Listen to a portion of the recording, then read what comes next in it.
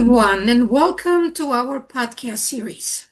We're excited to bring you this collection of episodes that accompanies the chapters of our wonderful and upcoming book, the Handbook of Using Virtual Exchange Across Disciplines, Building Global Citizens from Home. So the book is being published by Springer, and we are so looking forward to its print release in April 2026, which is right around the corner. And each podcast episode gives you a behind the scenes look at the ideas, stories, and collaborations that shape the chapters, but also shape the virtual exchange. So settle in and let's explore the insights, the experiences, global perspectives, and everything else that inspired this project. So I'm Mona Pearl. I'm assistant professor at Wilkes University in Pennsylvania in the US. And I'm also the section head of the business, leadership, and entrepreneurship section. Today, we are blessed and we will discuss with the authors of the chapter Collaborative Engagement, Virtual Exchange for Business Communication, and Preparing Students for Business Praxis and Profession in the Age of Artificial Intelligence. So welcome. And Juliana, can you please introduce yourself? Yeah, thank you, Mona. Thank you for having me and Hubertus here. And it's a really great opportunity for us to tell about our virtual exchange project and about our chapter. But first of all, I'd like to introduce myself. I'm a professor from Igor Sikorsky Kyiv Polytechnic Institute from Ukraine. And currently, I've been teaching English for specific purposes and intercultural business communication for students who are majoring in engineering, business, and IT technologies. That's it for me about me. Please, Hubertus. Thank you, Juliana. Also, from my side, thank you very much for this wonderful opportunity. I'm Hubertus, and I think the technical designation for me would be a lecturer or senior lecturer at Wiesbaden Business School, right in the middle of Germany near Frankfurt, and I teach English and general business. I think that's what I can say about myself. It's really a pleasure and an honor. And as I was going through your chapter, it was really fascinating. So we're going to discuss today the chapter and how virtual exchange contributed to a practical student experience. So let me start with a little bit of a more behind the scenes. So every virtual exchange collaboration begins with its own origin story. You know, these moments when partners first connect, when partners first meet. So to start, I would love to hear your story. How did the two of you first meet? I think, Juliana, you should contribute a first aspect. It's been a step story. Why don't you begin when we first met? I guess it was at the conference, Collaboration Conference, which was organized by Lyon University. And I was there as a key presenter, keynote speaker. And my talk was about how virtual exchange is organized and managed in Ukraine in this crisis time. And then I had a lot of questions, and for me, it was very interesting to watch, to observe, to share experience, to get some insights from colleagues, because for us, virtual exchange is not that traditional approach. We are just, at that time, we were newcomers in that room, and I found so many people who were interested in that, and they had a great experience in that.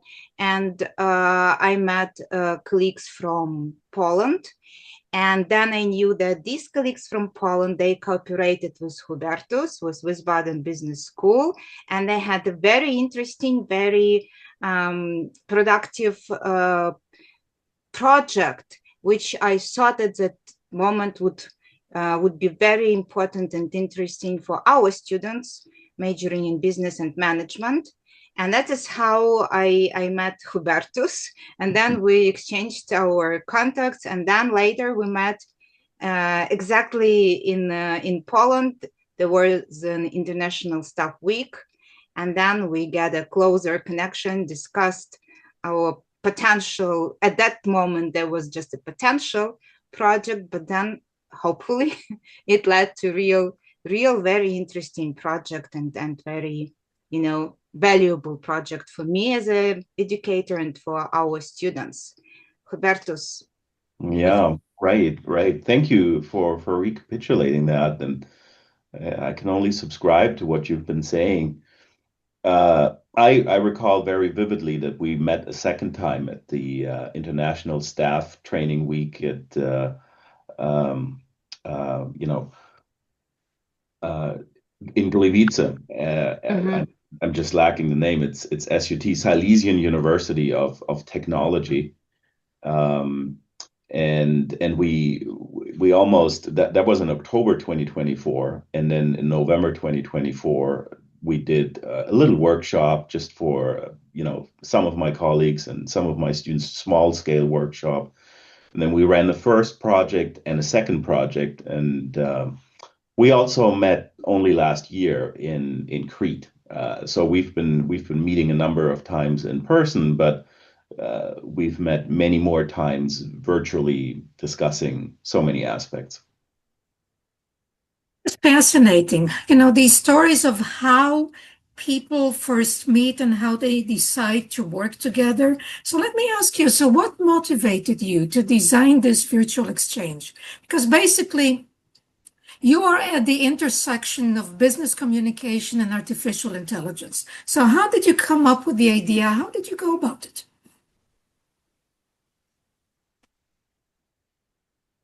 Juliana, would you like to begin?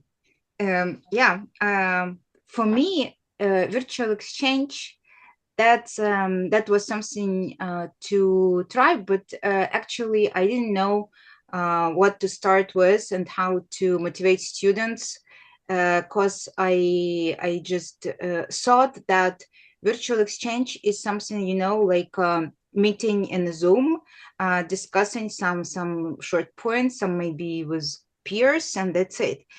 And when I met colleagues at the conference, when I searched the approach and I read about their project, I understood that this is a very, very potentially, this approach has a great educational potential for students and for teachers as well. I wanted to suggest students something more than just a traditional class, because for me, virtual exchange is still like a real laboratory where you can experiment, you can communicate with your partners, experience real life stories, but without this high stake risk, without being punished or getting fired or whatever. So this is a really safe environment to feel this work real scenarios and try some skills, understand what your gaps, what knowledge maybe you need to get, and so on and so forth. So I think that my key motivation was to introduce students to the new educational perspectives for their self-realization, self-development, and maybe to meet their future labor market requirements. That's from my side, Hubertus. Yeah, Juliana, I think we see eye to eye on many aspects in our analysis. I would typically argue that higher education is undergoing a transition right now toward, the university of the future, and we could talk about challenges that higher education has been facing. Most notably, right now, of course, AI and the impact of AI, but you could think of other ideas as well, like our economic models are certainly changing, and sustainability is more important. Diversity is understood differently, more as a success factor. Leadership styles with regard to generational demands, all of those aspects are very important. Personally speaking, though, I have another aspect to add, and you may have forgotten about this because we didn't talk about this for a long time. When I started the position that I have right now, I was faced with a drastic situation. I had almost no classes that I would teach as traditional standalone classes. I really had to think of ways to teach collaboratively. And one way of doing that, of course, is through international collaboration. Another way would be through collaboration on the instructor level. So I had to think of ways to teach in non-traditional ways. And I was looking for potential partners. And so I was very happy to meet you because we agree on almost everything. Yeah, thank you. I just wanted to add something to previous maybe question when you asked us about the how we met. For me now, taking my experience in virtual exchange, and I've been doing virtual exchange for 5 years. Um, I think that it's very important. It's critical to find a perfect match with your partner, I mean, educational partner. When students see that synergy between instructors, it also ignites them. And thank you, Hubertus. Maybe it's just my opinion, but I truly believe that we have this perfect match, and it really helps us because sometimes we don't need to complete sentences. We just understand the idea. And I don't know how, this is a magic of virtual exchange, but students feel that. And when they see that their instructors, teachers, educators, they really care about that. And for them, it's not just, usual activity, usual task. It's something that really inspires our collaboration, students' collaboration, and it really leads to great outcomes. Absolutely. This is really a wonderful story because we ask our students to collaborate, but if the instructors don't do a good job, students sense it and they don't invest their time. So let me ask you, Hubertus, you mentioned about the education system transition, AI, having to be creative and innovative.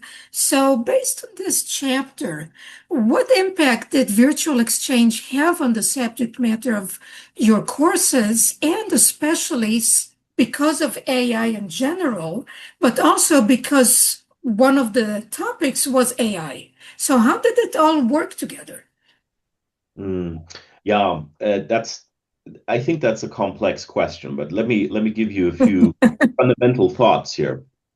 I think what we're really seeing, and that's very difficult to comprehend for many of the people I've been kind of in touch with on a daily basis, is to understand that we're moving away from the traditional idea of pure knowledge transfer. And pure knowledge transfer traditionally would have been implemented or conducted in maybe the lecture format, maybe even a seminar style teaching and learning format.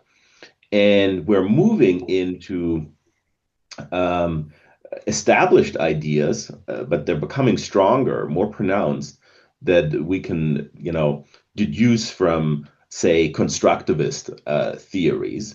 And within those constructivist theories, I think we're focusing really on collaboration and reflection in virtual exchange, and that has been accelerated by AI, because AI evidently makes whatever subject matter you're looking at, be it in business studies something like accounting or investment or marketing, no matter what. And we could also, I think Juliana teaches a lot of technical stuff. We could also look at technical subjects. It makes all of this body of knowledge easily accessible, even for beginners.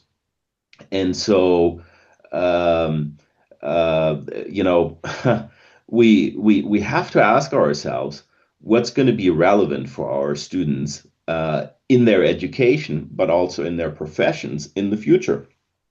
And and we need to emphasize aspects that previously we have never been able to emphasize. The same goes for, say, traditional. Juliana and I are, by our background, I think, linguists a little bit. I would also consider myself a little bit of a business person, technical person. Even I think Juliana would maybe say she has a technical background as well, beside a strong focus on linguistics. But we're seeing the same thing in language studies. If you look at students at the B1, B2, I'm sorry, B2 C1 level.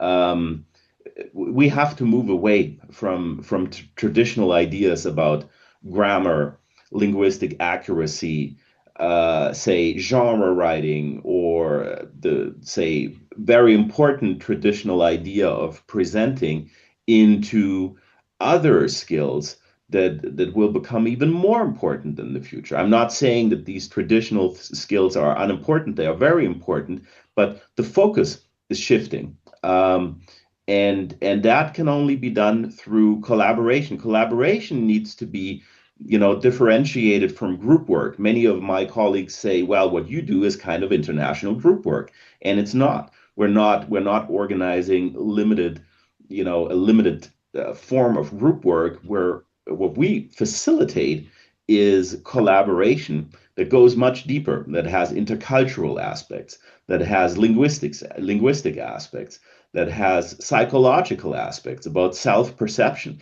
that has subject-specific aspects when people reflect on things, that has leadership and collaborative aspects when diverse groups, you know, coordinate and put things together. And that's a much more dynamic situation. It's actually a real life situation that we're providing our students with, and that's what employers wish to see in our educational systems.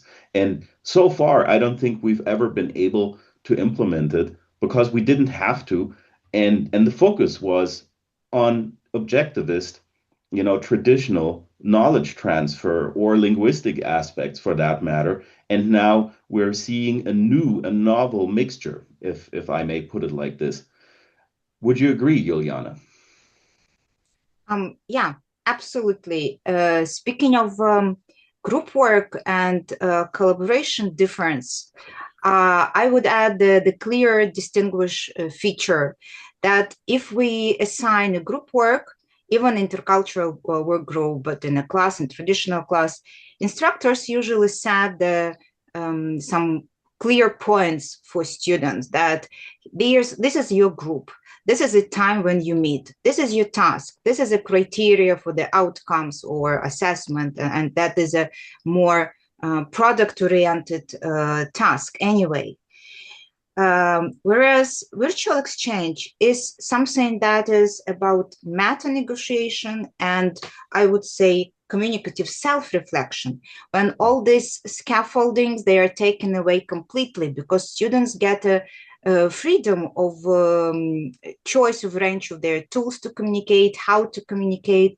They reflect on the process, and they are more process oriented because they have to find all these necessary tools by themselves and discuss the rules of their communication, how to manage time zones, how to manage the resources for their communication. Even, for example, the code, how the rules, how to collaborate with AI, this quality control, so on and so forth. And it really works like in a real world when you often work alone or in a team, but you have your own responsibility for something, and you have to put these ideas on the table and discuss it with your colleagues and then find common solution. So that is what the virtual exchange is about. And we are more focused on coordination and strategic communication. something that is impossible to achieve while traditional classes.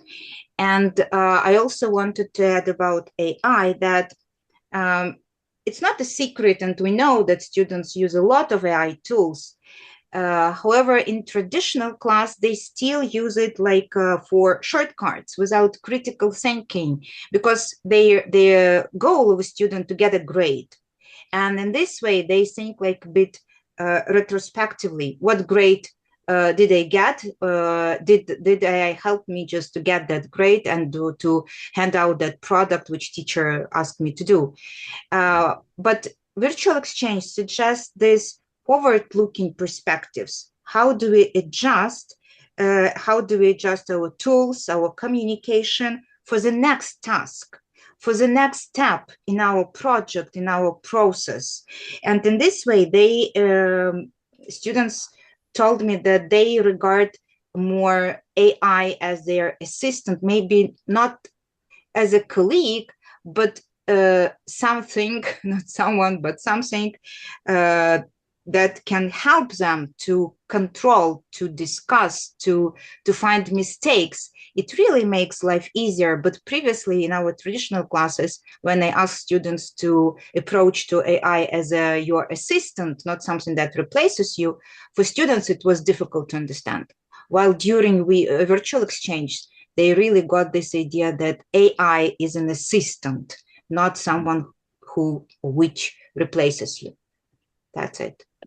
That's brilliant. I couldn't agree with you more. So let me ask you both. You describe such a wonderful scope of virtual exchange of your disciplines. So can you recall any unexpected learning moments? And that could be yours or students or anyone else, any stakeholder that emerged organically from the cross-context dialogue from the virtual exchange.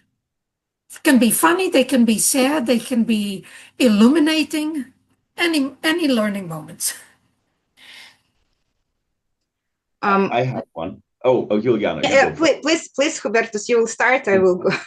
I remember a moment when a student said that he would not have engaged with my class, if I had not had the coil in the class. And he felt that the coil was highly motivating, and that it kind of, it motivated him to engage much more than he would normally have engaged with such a class. And that's not surprising. In business studies, it's an established fact that diversity, you can look at our students like a workforce or a group of people, and if you have a diverse workforce, diversity has the effect of motivating people. That's been statistically proven. So through diverse groups and virtual exchange or code projects, we very, very strongly motivate our students. And I remember such a moment.